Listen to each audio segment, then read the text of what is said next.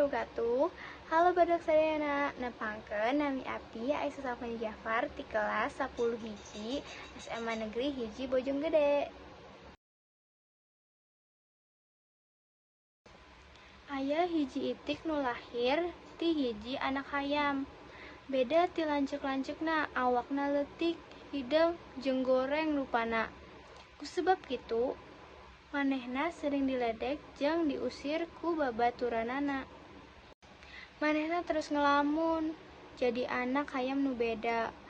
Nalika manehna tingali ngaliwat hiji bebek nu leuwih gede ti lanceukna, jeung hiji angsa nu bener-bener geulis.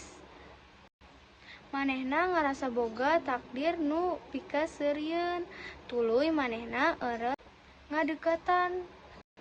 Manehna teras ngalamun pikeun jadi angsa. Abdi teh lain bebek, abdi teh angsa, cik anjeunna. Saur kuring dina hate kuring yen abdi teh anggota keluarga ieu. Sanggeus mangsa usum manehna nempo salah sahiji angsa nu geulis pisan. Manehna manggihin yen manehna oge angsa nu geulis.